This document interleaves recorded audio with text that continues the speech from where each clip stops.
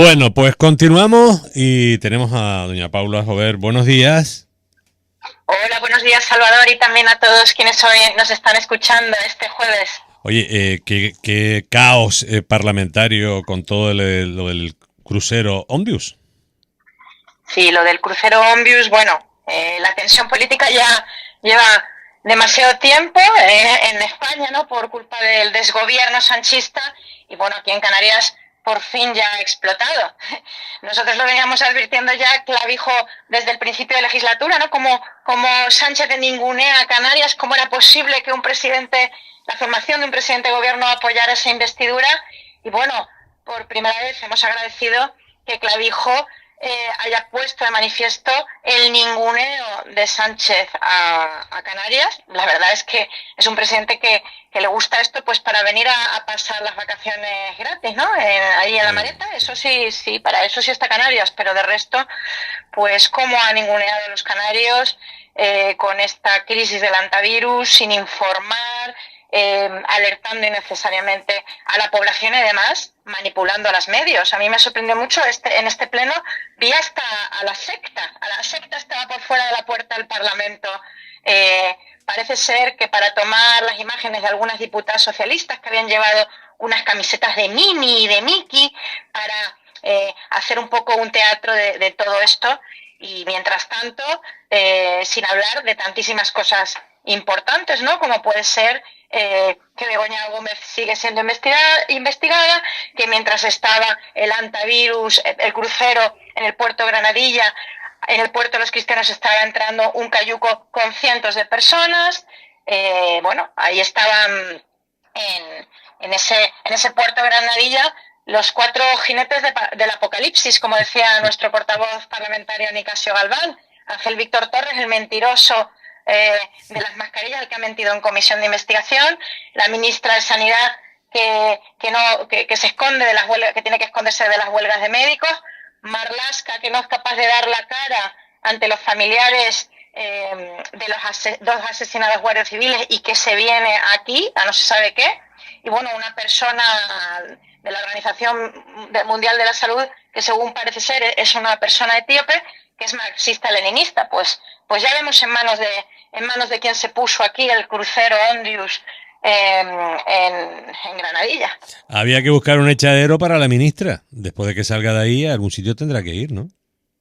Pues sí, la ministra Sánchez, me imagino que como nadie le quiere ya en los alrededores, ni en Europa siquiera, ahora ya está yéndose a la Organización Mundial de la Salud a ver si allí, haciendo méritos, pues nada, el barco no lo quieren en Cabo Verde, no quieren en Marruecos saber tampoco nada del asunto, pero bueno, siempre puede estar Sánchez dispuesto a ver si consigue algo a cambio, a ofrecerse libremente sin análisis, sin estudio, sin ningún tipo de rigor y además con una deslealtad institucional tremenda, sin informar a la población, mintiendo, porque no olvidemos que llegó a mentir. La ministra decía que no, en un principio se dijo que no había contagiados y luego resultó que sí había gente que había dado positivo.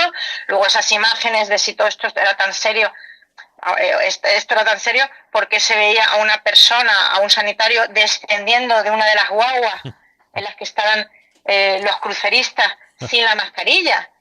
¿Cómo es posible que estén sacándose selfies sonrientes delante de la guagua? Es decir, realmente miserable todo lo que hemos vivido esta semana y que bueno, que ha centrado un poco el debate, ¿no? De todo lo que se ha hablado no solo en el pleno, sino en todos lados. Paula, una pregunta. ¿Crees que el gobierno de Canarias ha gestionado correctamente esta situación?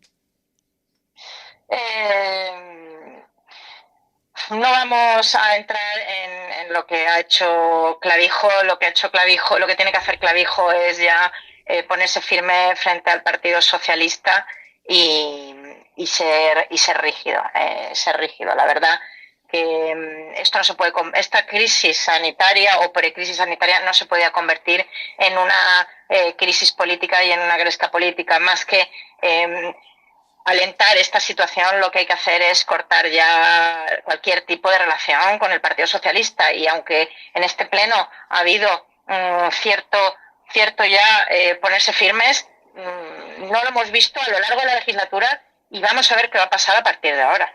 ¿Tú crees que hay preocupación o existe preocupaciones existentes respecto al impacto migratorio y logístico de este tipo de operaciones? ¿Tú crees que nos va a afectar? Disculpa, saber la pregunta. Si de alguna manera crees que todo este tipo de impacto del barco, el tema migratorio, toda esta logística nos puede afectar a Canarias en el impacto global. Bueno, vamos a ver, aquí nos hemos preocupado por un crucero que viene con gente posiblemente contagiada o que ha estado expuesta al hantavirus, y toda la ciudadanía y todos los políticos se han alertado, pero yo me pregunto, ¿y qué pasa con la logística sanitaria de todos estos que llegan en cayuco a nuestras costas? Que en lo que ha ido de semana han sido cientos.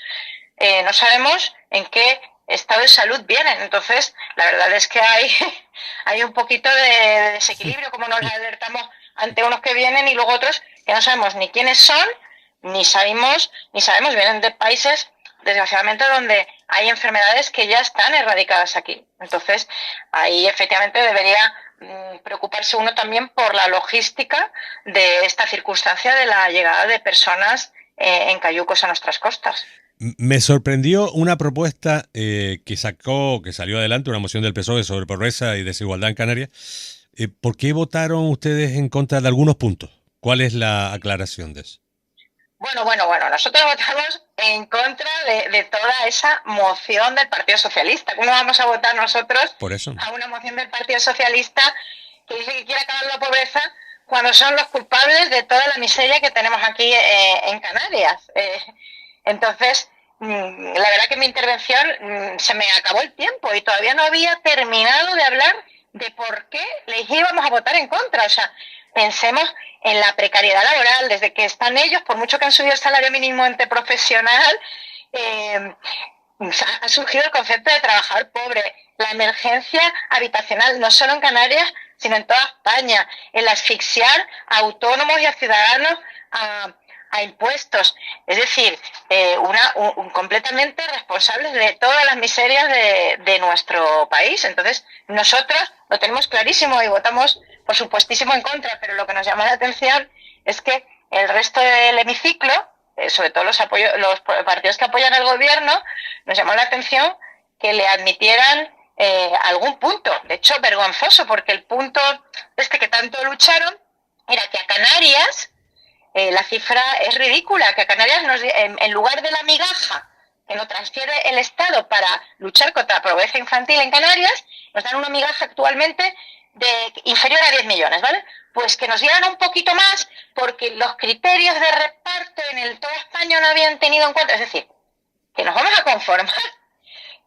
con en torno a 12 milloncitos de euros para la pobreza infantil en Canarias, cuando nos están transfiriendo 100 millones de euros para atender a los menores extranjeros no acompañados, o cuando nos están transfiriendo, o cuando están invirtiendo miles de millones en la inmigración ilegal. ¿Cuántos miles de millones o cientos de millones van a invertir en el nuevo gran macrocentro de Granadilla, en el puerto de Granadilla, para inmigrantes ilegales?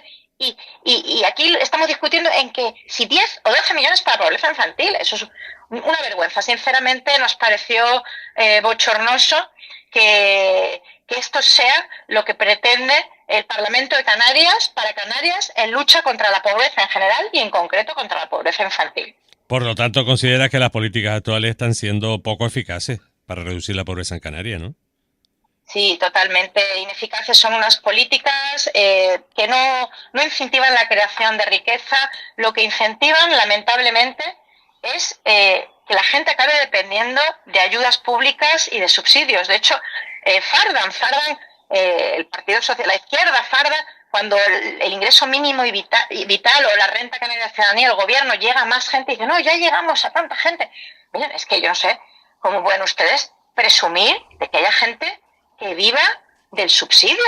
Lo que hay que conseguir es que la gente trabaje y ese trabajo sea productivo y que puedan cobrar un salario digno y puedan vivir dignamente y aspirar a lo básico, que es llegar a fin de mes y a poder tener una vivienda al menos en alquiler.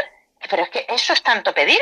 Es que tanto hemos luchado y tanto hemos creado España y levantado España para ahora no poder aspirar a esas condiciones básicas a las que tienen que tener derecho todos los canarios. Es increíble. ¿Y cuáles son las verdaderas causas de la desigualdad en Canarias, desde tu punto de vista? Bueno, la desigualdad en Canarias es para mí una cuestión muy compleja, pero una de las grandes razones para la desigualdad en los últimos tiempos es que se ha ido erosionando esa clase media. Entonces, antes, pues uno tenía ese ascensor social, podía ir a la educación, el trabajo, podía ir ascendiendo, clase media, un poco mejor posicionado, pero ahora ya se ha ido erosionando la clase media. Entonces, sí que es cierto que hay personas con un poder adquisitivo más alto, pero luego la base y los cimientos de la sociedad cada vez está más engrosada, pues porque se ha ido esquilmando a las clases medias con esto de redistribuir la riqueza, que no digamos, hay que contribuir obviamente a los servicios públicos necesarios y imprescindibles, pero si lo que te dedicas es asfixiar a las clases medias, porque a lo mejor los que tienen mucho poder adquisitivo se pueden permitir determinadas deslocalizaciones de sus empresas, de sus sedes sociales, pero las clases medias que están contribuyendo aquí son esquilmadas y al final ni servicios públicos de calidad, porque no los tenemos, ni igualdad. Entonces, yo creo que esa es una de las grandes preocupaciones que se ha erosionado esa clase media. Vamos a dar un saltito sobre lo que escuché. La verdad que lo estuve escuchando todo muy tranquilo, relajado y escuchando. Se debatió una proposición no de ley relativa a la Guardia Civil y la Policía Nacional. ¿Qué reclamaciones consideras prioritarias para estos cuerpos? Bueno, nosotros desde 2024 en el Congreso hemos venido reclamando que se trate dignamente a nuestras fuerzas y cuerpos de seguridad del Estado. No son profesión de riesgo cuando arriesgan cada día su vida. En cambio, es paradójico porque los actores sí que son declarados profesión de riesgo, pero estas personas no tienen ni siquiera esto declarado. Pues esta proposición no de ley que salió adelante, pero con la abstención del Partido Socialista, menuda vergüenza, era pues precisamente para eso, para que se les dotase de la condición de autoridad, se declarase profesión de riesgo, pudieran tener la posibilidad de la jubilación anticipada en caso de así quererlo, se produzca la cobertura de las vacantes en las plantillas y también dotarles de medios materiales. Y esta iniciativa era una reiteración de algo que ya habíamos aprobado en el Parlamento. Pero en esta ocasión, la verdad que desde nuestro grupo parlamentario quisimos añadir algo más y lamentamos que el Partido Popular no aceptara debatir lo que era o votar lo que era, añadir a esos medios materiales, como pueden ser que estos fuerzas y cuerpos, la Guardia Civil o la Policía Nacional lleve cámaras para que se grabe y se vea que los agentes de las fuerzas no ejercen una fuerza desmesurada sobre los ciudadanos, pues esas cámaras o esas pistolas Taser para quizás evitar fallecimientos.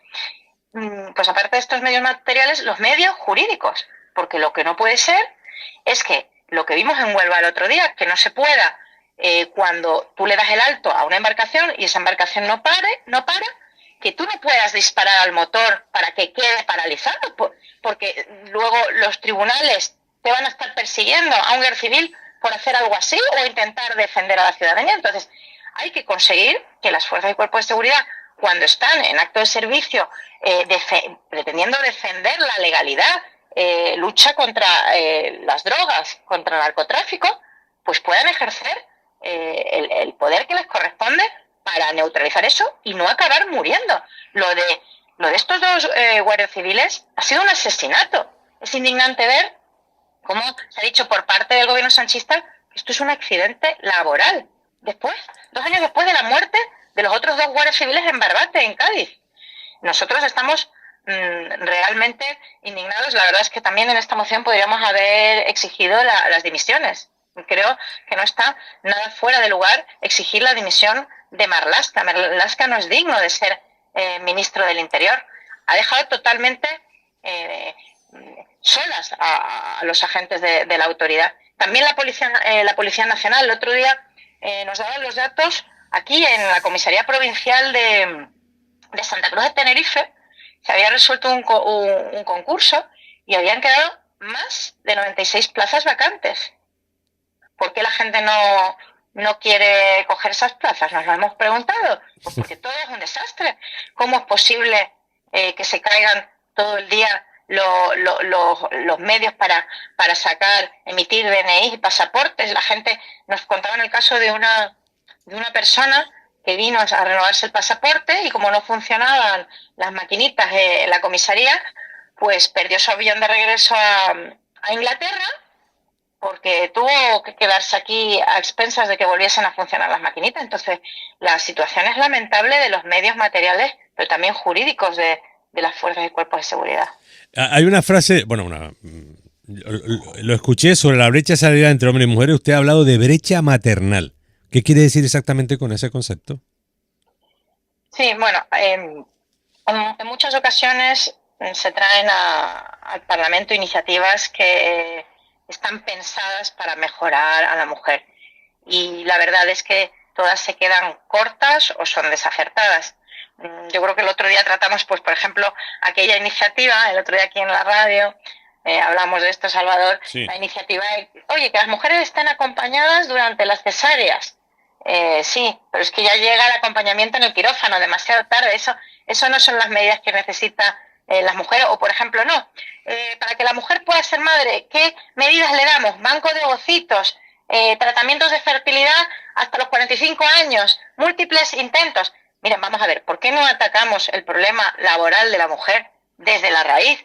¿Por qué no atacamos que es que no hay ninguna estabilidad laboral, estabilidad en materia de vivienda, que afecta especialmente a los jóvenes y por lo tanto las familias postergan su proyecto de crear y formar una familia? Ese es el grave problema. Ahí es donde tenemos, y sobre todo la consejera de Empleo, donde tiene que atender la situación y crear programas específicos. Porque realmente existe una brecha maternal y es algo de lo que hablamos desde Vox, pero ya hasta por ejemplo, en la Comisión de Estudio de Pobreza Infantil, una experta que vino, la doctora Lanau, que no la invitamos nosotros, la invitó, no recuerdo ahora qué formación política la invitó. La doctora Lanau nos daba la razón, dice, cuando las mujeres son jóvenes, ganan incluso, y además, esto sí que lo dijo la consejera, ganan más que los hombres, las mujeres jóvenes. Pero la consejera decía que es que luego asumían cargas familiares y la doctora Lanau era más específica. Las cargas familiares que asume una mujer joven, empieza a trabajar y luego se queda embarazada. Y entonces, desde el momento del nacimiento del bebé, según la doctora Lanau, hasta 10 años después de que el bebé ha nacido, pues se produce una brecha maternal salarial, pues por la circunstancia de atender a un menor, y eso es lo que hay que ver de qué manera lo solucionamos. Oye, pues lo podemos solucionar estableciendo programas que si alguna madre libre es, hay madres pues que quieren atender a sus hijos los primeros años, hay otras que entonces en esos casos que la reincorporación al trabajo se facilite, habrá otras que quieran compaginar la maternidad con el trabajo. En esos casos hay que asegurar que haya plazas de 0 a 3 años para todas las familias. Entonces, esos son los programas que nosotros queremos, y la verdad es que los programas que se están planteando desde Empleo son totalmente insuficientes. Nos mencionaban 5 programas. De esos 5 programas, 3 eran para toda la población, con lo cual no va a atender a ninguna brecha salarial, porque era para toda la población esos 3 programas. Y luego los otros 2, que eran específicos para mujeres, eran para las mujeres en general, como si nosotras ganásemos menos por el mero hecho de nuestros cromosomas. No ganamos menos por el mero hecho de ser mujeres, porque si así fuera llamamos a la inspección y vamos a los tribunales. ¿Por qué existe una brecha en el empleo? Pues por la circunstancia tan bonita de la maternidad y que hay que buscar soluciones. Entonces ahí es donde desde Vox creemos que debemos trabajar. Los habitantes del norte de la isla de Tenerife están muy cansados de la TF5. Desde Buenavista. Tú sabes que la TF5 empieza en Santa Cruz y termina en Buenavista. Vale. El 82% de ese presupuesto se ha ido entre Santa Cruz y el aeropuerto de Los Rodeos. La pregunta es así de sencilla. ¿Cuál es la situación actual de las obras del tercer carril? ¿Se van a hacer? ¿No se van a hacer? Es que no tenemos ni idea, no estamos informados de la situación en el norte. Sí, bueno, yo creo, Salvador, que voy a hacer un pequeño inciso para que la gente del sur sepa que también estamos muy preocupados, ¿eh? Porque en el sur, la verdad que las personas que tienen que aventurarse también en esa TF1 cada día es vergonzoso.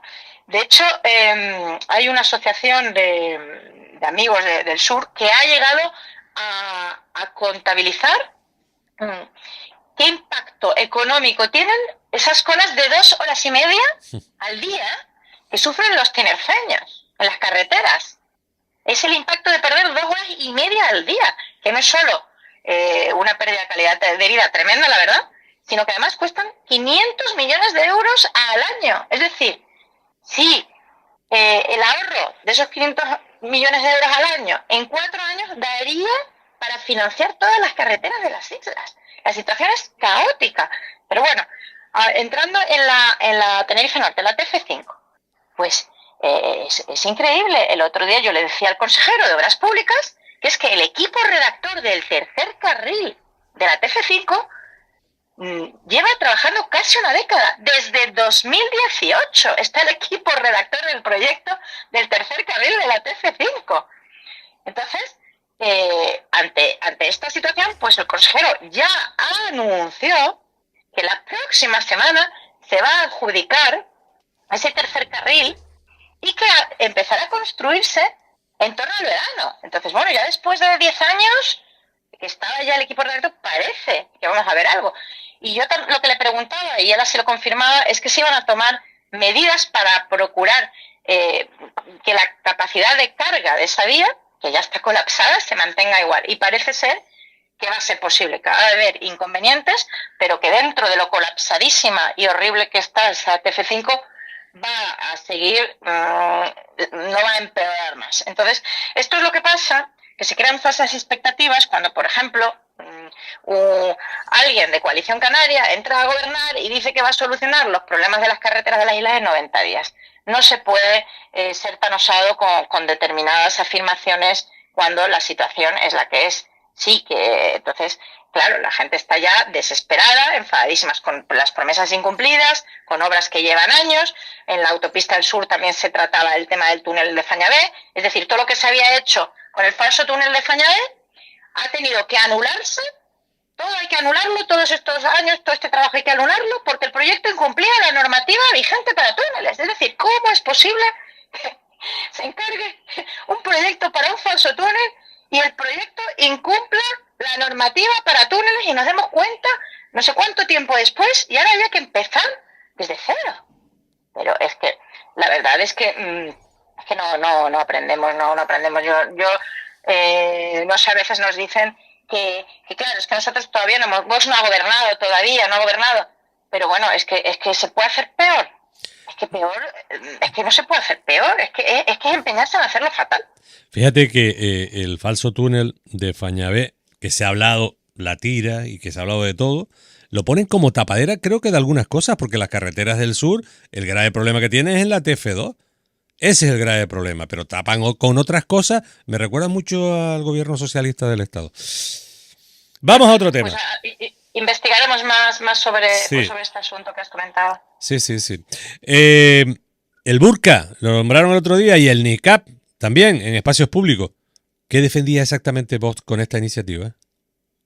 Bueno, dos cuestiones esenciales. Una vez más, recogidas hasta nuestra Constitución. La dignidad de la mujer, proteger la dignidad de la mujer y proteger la seguridad de los espacios públicos. Y además no es algo ya tampoco tan novedoso. Ya hay muchos estados europeos que así lo contemplan. Italia, Francia, Dinamarca, ya están limitando el uso de los velos integrales, ¿vale? Del burka y del niqab, porque la gente confunde. El burka es la cara totalmente tapada con una rejilla que no se llegan ni a atisbar los ojos de la mujer, y el niqab que deja unos agujeritos muy pequeños para que la mujer pueda mirar. Esos que son velos integrales atentan contra la dignidad básica de la mujer, es negarle el derecho a existir. Entonces, eso por un lado. Y por otro lado, pues la seguridad pública. Ya hemos dicho que hay otros países que lo están prohibiendo, incluso algún gobierno socialista municipal como en Lérida, recientemente ha vuelto a aprobar una ordenanza, porque hace un tiempo se anuló una por los juzgados, pero hay una nueva para limitar el uso de estas prendas en los espacios públicos. Y ahí es donde nosotros queríamos que esto no suceda solo en Lérida y algún otro municipio que lo ha aprobado, sino que a nivel nacional exista un compromiso con estos dos elementos. Planteamos modificar el Código Penal, la Ley de Extranjería, la Ley Orgánica de Protección Ciudadana, para que esto fuera posible. Y los argumentos que nos dieron para votarlo en contra, nada, todos pues carentes de fundamento suficiente. Decían, no, es que tal como lo plantean ustedes es inviable. Miren, inviable no. Está contemplado en la Constitución y el Estatuto de Autonomía, no tenemos competencias. El Estatuto de Autonomía y la Constitución dicen que las asambleas legislativas, es decir, el Parlamento de Canarias, puede defender ante las Cortes Generales cualquier norma, siempre que haya acuerdo, claro. Entonces, si nosotros nos poníamos de acuerdo, éramos, al menos en la base, podíamos haber ido a las Cortes Generales, yo tendí la mano a otras formaciones políticas a que acompañaran a Vox, para redactarlo de una forma que sin afectar al fondo consiguiésemos eso. Y dijeron que no. Entonces la inviabilidad jurídica la rechazamos como argumento. La inviabilidad también, no, es que se está atentando contra la libertad religiosa. No, mire, no se está atentando contra la libertad religiosa, porque el Corán lo que dice es que hay que tener modestia en el vestir. Pero si una mujer va a peregrina a la Meca totalmente tapada, se dice que eso no es válido, porque una mujer no puede ir totalmente tapada a la Meca. Entonces el Corán y la libertad religiosa no obligan